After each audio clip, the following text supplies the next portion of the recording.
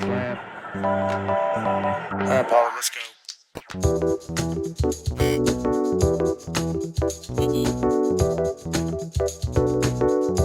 From the director of An Officer and a Gentleman and the producer of La Bamba.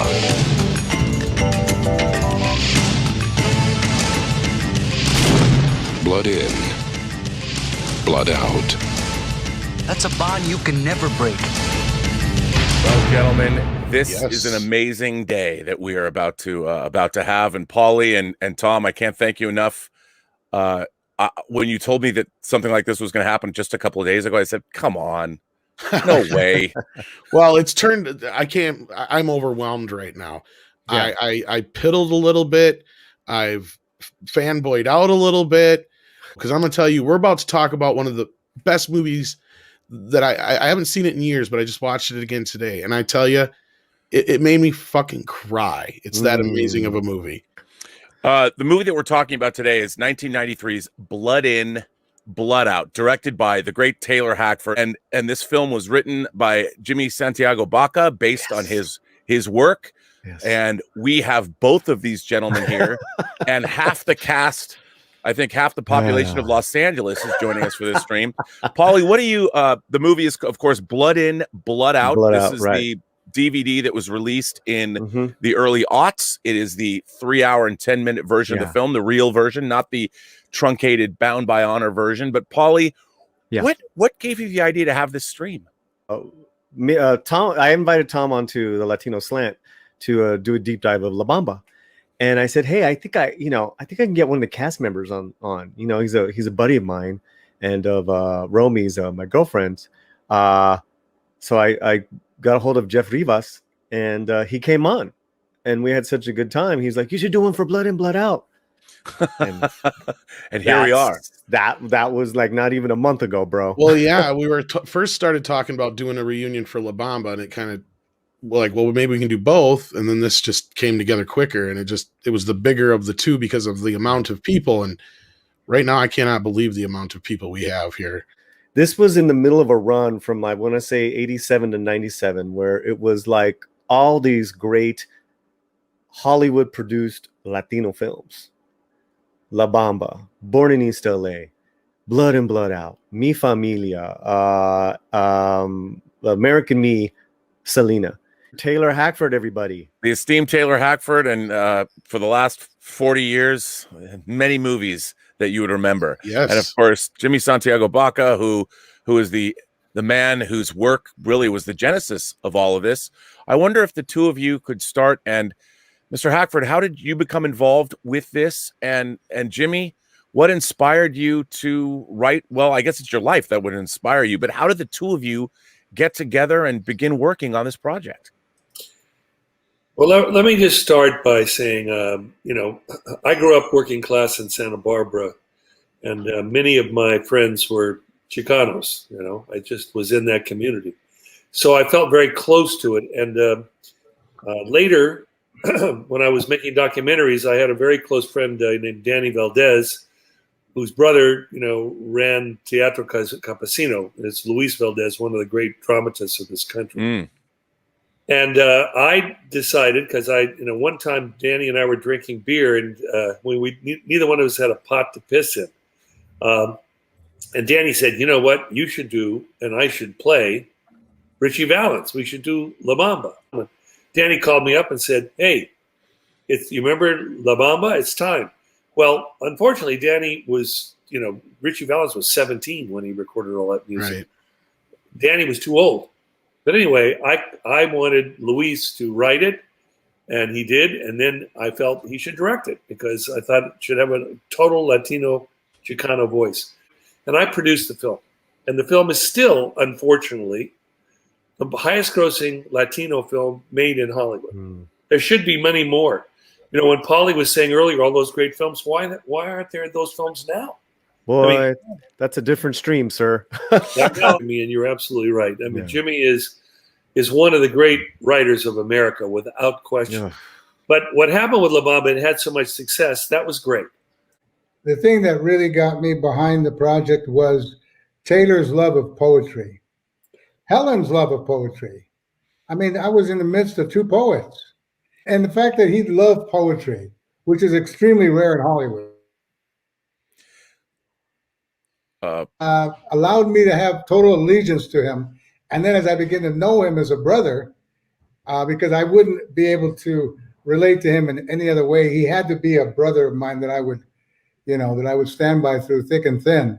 I realized that I was dealing with somebody who had done the homework, not only in life, but in film work, that he was prepared, that he had been preparing for this for 30 years. And unlike people who come to the altar unprepared and just ask, he actually came to the altar in front of Quetzalcoatl and gave gifts. Jimmy, was it daunting, the idea of jumping into screenplay form and writing a film? Had you ever thought about doing that before? Not really. The environment that Taylor set up as a director made it so that it wasn't threatening and it wasn't isolating. He made it such that you could ask questions, you could explore, you could look for a different solution. And the beautiful thing about Taylor as a director, and I had met others off and on, but the thing about Taylor was that he always gave deep thought to any sort of alternative that you offered on the table, and ultimately weighed out the various alternatives and decided to go with this, but after discussing it with everyone.